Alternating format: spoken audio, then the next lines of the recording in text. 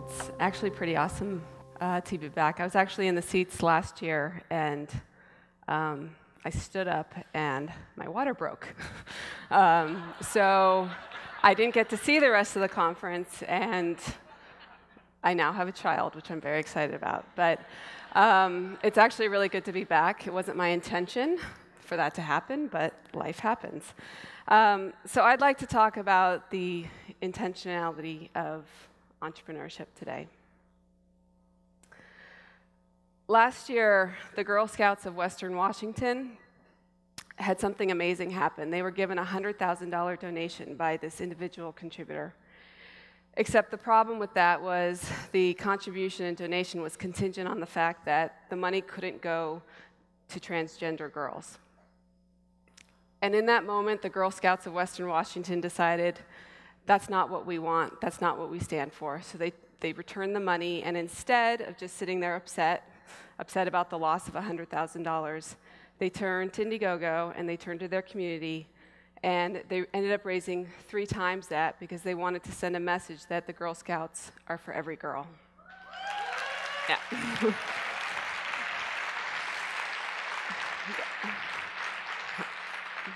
And then you have people like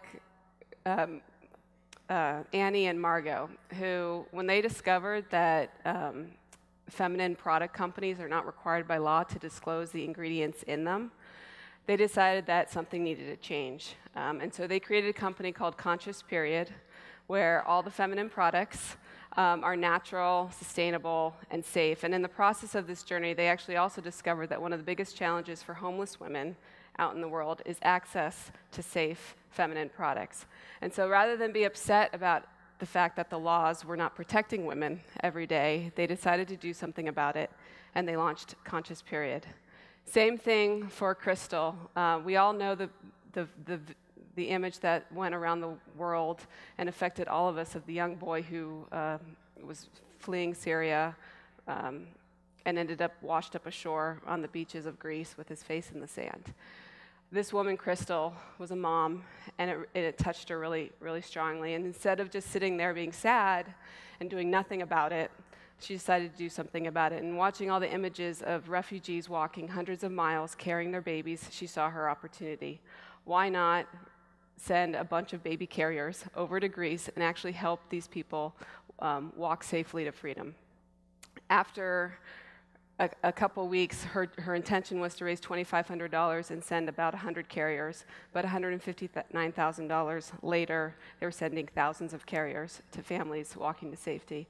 And then you have Scott and Julie, who just a couple years ago were passionate about climate change, and rather than just sit and be pissed off that the world was not going in the right direction, they decided to do something about it, and they invented solar roadways, which are solar-paneled roads that hopefully will eventually cover all of our roads across the world and reduce carbon emissions by 80%.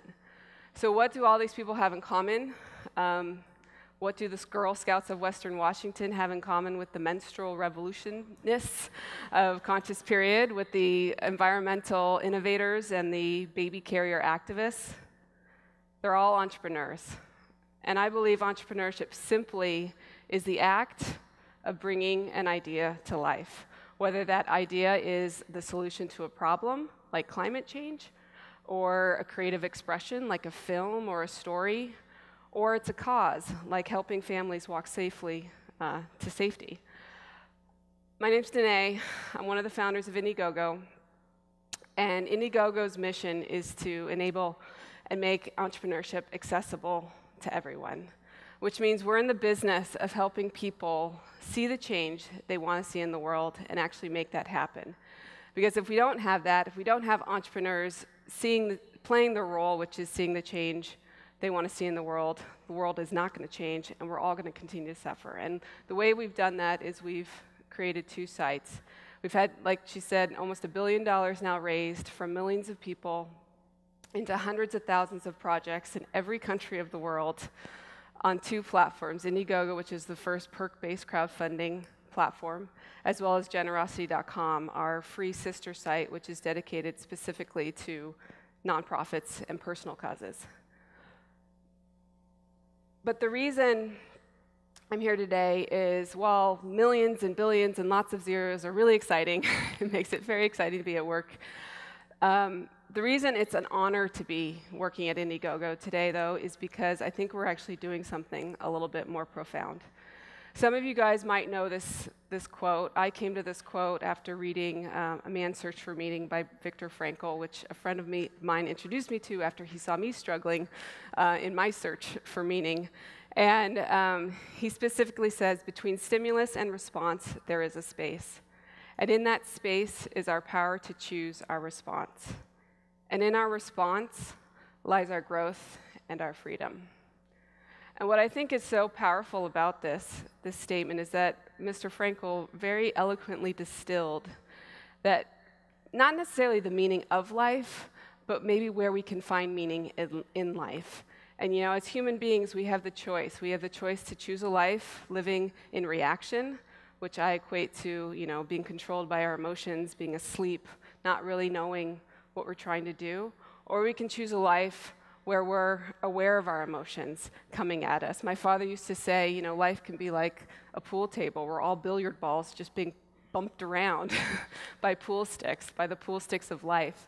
But if we can at least wake up to that and see that maybe we are just billiard balls, or maybe we're more than that, we can actually see the pool sticks of life coming at us.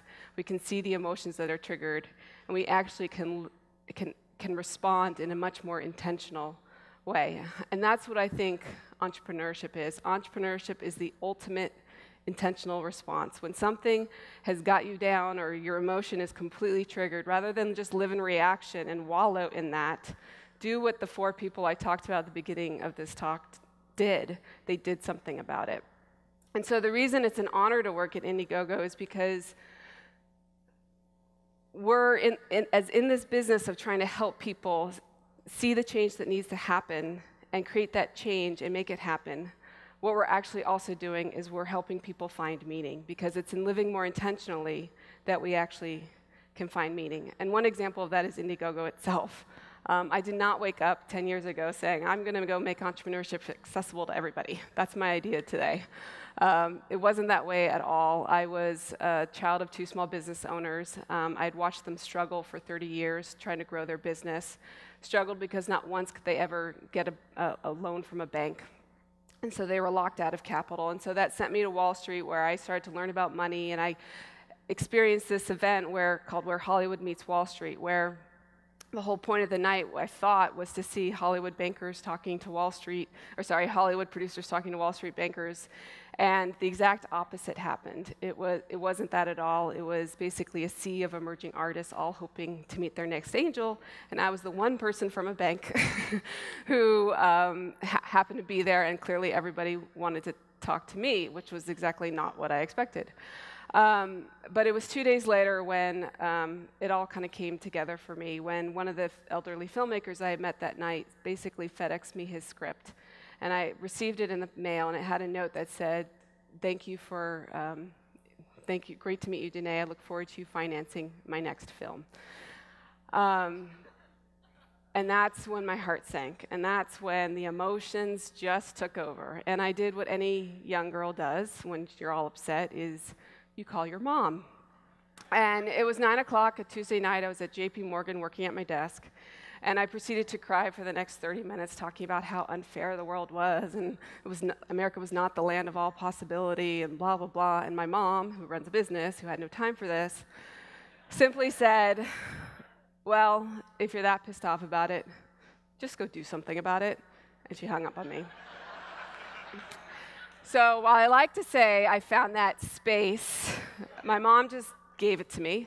And I sat there looking with my emotion and realized I can either just sit here on the phone without my mom there anymore, or I can actually go do something about it. And so I did. I started working with filmmakers and theater producers. I put up a one-night production of an Arthur Miller play. The whole point was to get an audience like this there, which we got, and get actors to volunteer their time. And it was pretty amazing, because then I got investors there to witness the whole thing, and the whole point of it was that at the end of the night they're going to be so wowed they're going to write that big check, and I was going to move on to a career of theater production and theater investing and all that, and blah, blah, blah. The point is, it didn't happen that way. The actors loved it, the audience loved it, the investors actually personally loved it, but when they turned to me at the end of the night, they said, that was amazing, we're not investing, not our cup of tea, good luck. And so the whole thing fell flat and ended. But it was in that moment that I realized how finance was broken. It was that the people who wanted the play to come to life the most, which were in this case the actors and the audience, they didn't actually have the power to make it happen. They were completely dependent on a third-party gatekeeper individual, call them what you may, to make that happen. And so that was the impetus that propelled me on this path to starting Indiegogo. And we met resistance early on. I met my co-founders at business school. I went there to start the business, and I actually had this offline idea, and it was in meeting my co-founders that they convinced me that we should use the internet as a way to help people raise money. They said, if you really want to democratize access to capital and access to entrepreneurship, you have to use the most democratic tool out there, which is the internet.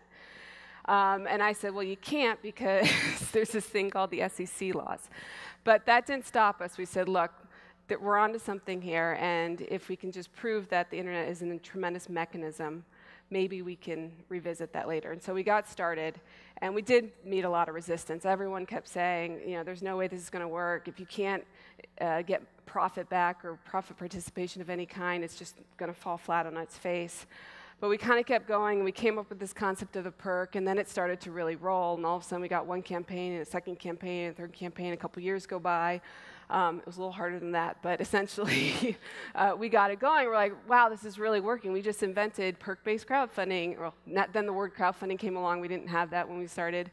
And everything was looking good until suddenly this campaign happened, which was a really pivotal campaign for our company many years ago, back in 2010.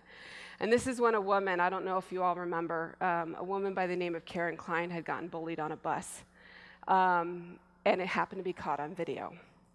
And the video then got put up to YouTube. It went viral. And some stranger, a guy named Max in Canada, she was in the US, was so disturbed by this video that he decided to do something about it.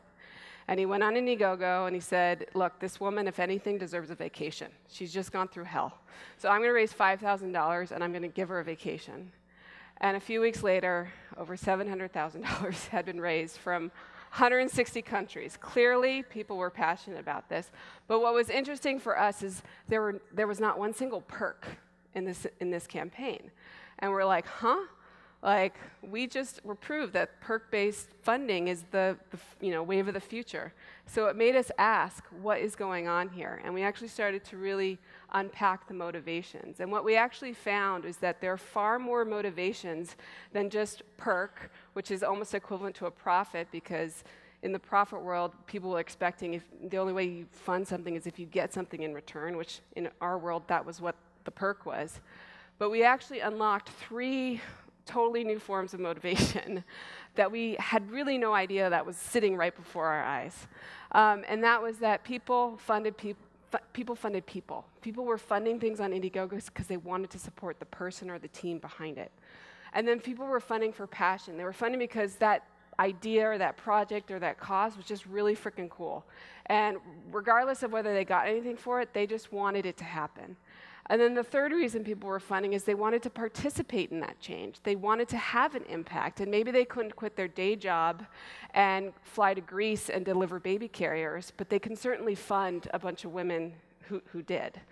And so that was the power of what we unlocked, is that we actually went from this world of when people were resisting us and saying, you know, it'll never work, why would anybody want to fund anything if they didn't get anything in return?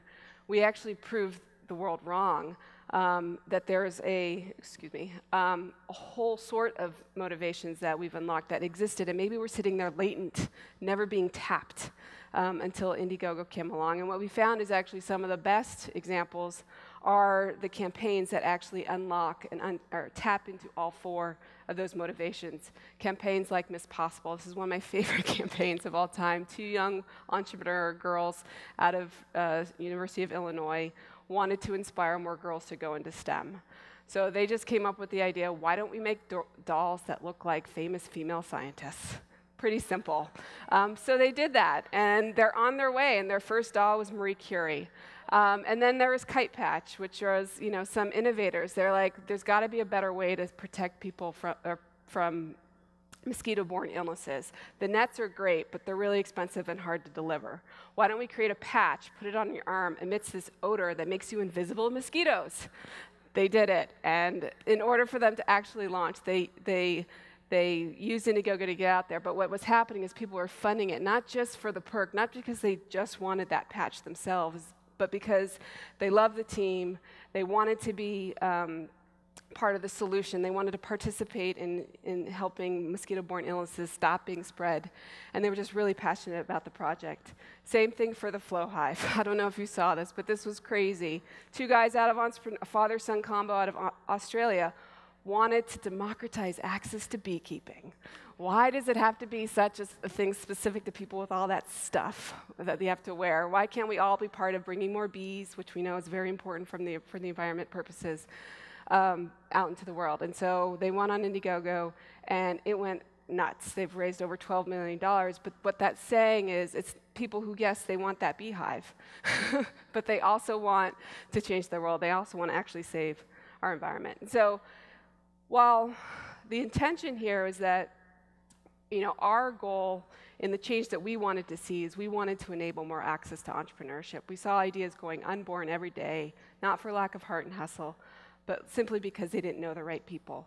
And once we could help that, then more ideas could be born. But in the process of doing this, our growth and our learning, which Viktor Frankl talked about, was that we learned that purpose is just as important, if not more important, than profit, and actually in deciding which ideas should happen and which ideas shouldn't happen.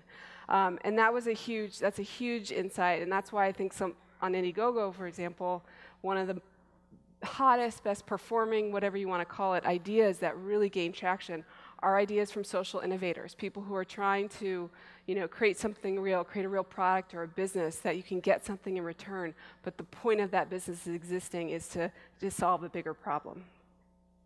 So I'm going to stop there. I actually had a few more thoughts about the lessons learned in this process for making entrepreneurship more intentional, but I don't think entrepreneurship is intentional on its own. I think you need to bring that kind of mindset, but I think what's amazing about this audience here today, and the fact that we're all sitting here because we're interested in where wisdom and technology meet, is that entrepreneurship can be the ultimate way to live more intentionally. It's not just, we all are working on a day-to-day basis, when you're in your car and somebody cuts you off and you want to just react back and you're trying to see yourself do that reaction, and maybe you're upset because of some conversation that's happened 5 minutes before and that's lingering and blah, blah, blah. And that's really important, because if we don't work on living more intentionally and mindfully and consciously day to day, the longer story can't happen. But if we are interested, which I think all of us here are, in kind of building a life that is more intentional, I encourage all of you to take a look at entrepreneurship as your means to doing so. Thank you.